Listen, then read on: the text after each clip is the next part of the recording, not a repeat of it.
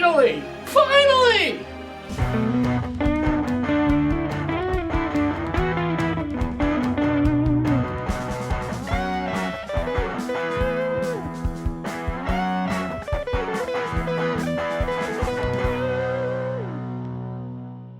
Hey everyone, I'm Nick in the States, and this is probably one of my most requested videos ever because it's my most, well, overpromised, underdelivered videos ever. This, my friends, is a Harley Benton TE-52. Yes, it has been greatly inspired by the stalwart of the guitar industry, the Telecaster, with some creative liberties taken, well, pretty much right here. That little nip, that little point right there. That's all that's separating this from at least the formula, the tried and true, well-worn path formula of the Fender Telecaster. Now, Harley Benton guitars are in fact the store brand of Thomann in Germany. There's a link down below. Thomann is awesome. I love my Bentons, and they are a really good time to be with because they are very reasonable to good quality at silly low prices. I think the current price in the US for this, shipped from Thomann in Germany, it's made in China or Indonesia. It's a little shy, it doesn't want to tell you. I think it's China though. But this is $130, I believe, plus shipping. Shipping to the States is like $36 or $37, but up to about 3 guitars. So you can buy a lot. I will say, and a reminder, returning these things if you just don't like it, or if there's a major quality issue back to Germany, is a big hassle.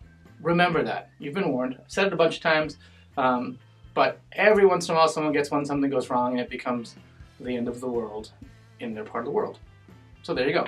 Anyway, that's this guitar though. This has an ash body, maple neck, has a rose acer or brownwood or some other type of skunk stripe that is not rosewood, so they can ship this all over the great world. Has vintage style tuners, which I think are quite choice. Has a vintage sort of tint to the neck, mildly so though, not like orange, not gross.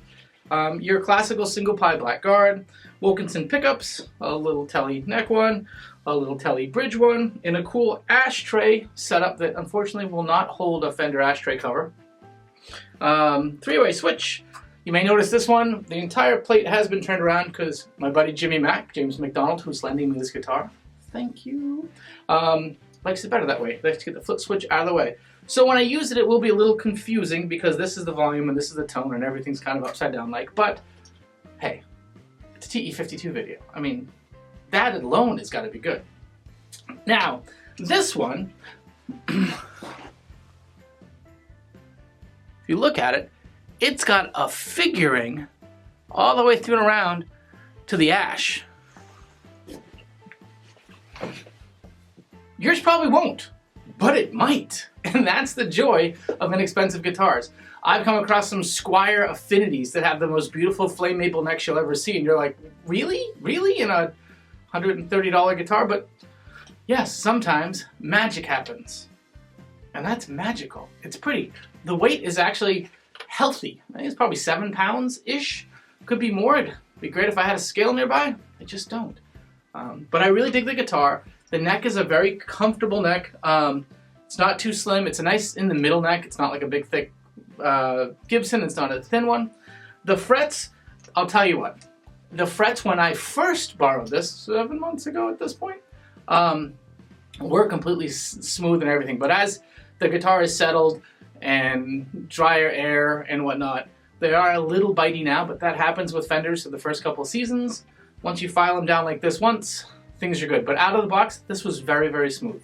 Action is actually pretty good. It's a little high. Probably just adjust it just a smidge. It's slightly higher than I normally like, but still very good.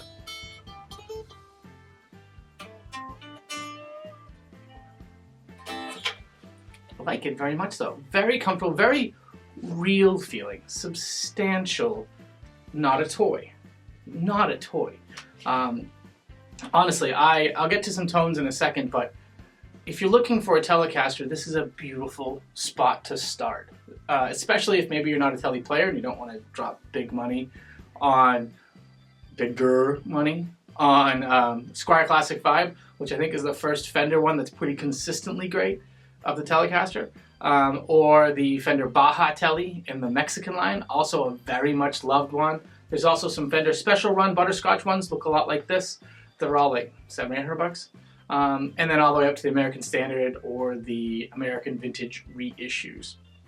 Those are like the great ones. There's a bunch of other good ones or hit and miss good ones in the Fender line, but those are the ones like, that's the stairwell that you see people go up or come back down and get to the Classic Vibe and be like, you know what? This is good enough. You put a set of pickups in it, jam and fly. But that's actually a really good time to get to the tones. Let's go to that first.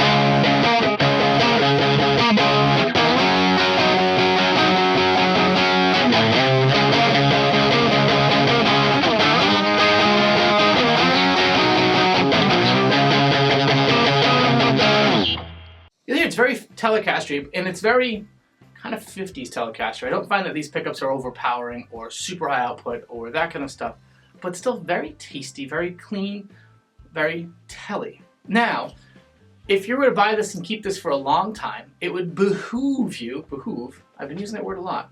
It would make sense though, you may love these pickups, it may fit perfectly in your tonal style. If I were to keep this, I would probably take these pickups, replace them with, I really like the Twisted Telly Texas Special Match, or Seymour Duncan has a really good set, and I'm forgetting what they are, that are more like a little bit punchier 60s Telecaster kind of deal. And the other thing, and this goes for any inexpensive Telecaster, you'll see the barrels here on the bridge are kind of your generic pot metal, some sort of steelish barrels. They're not really steel, but they're something.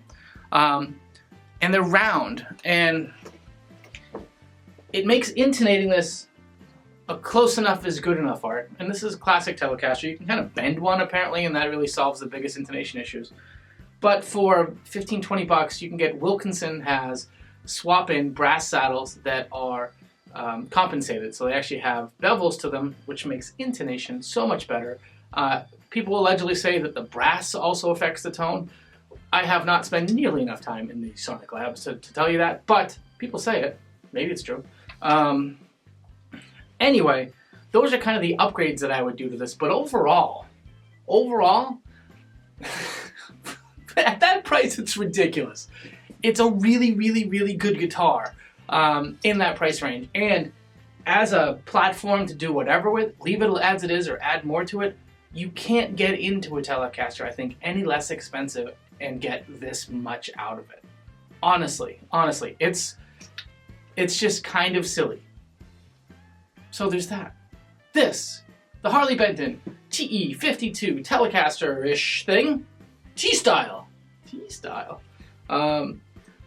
Very, very cool guitar. I'm a big fan of it, and I'm really happy to finally get this review out. Oh.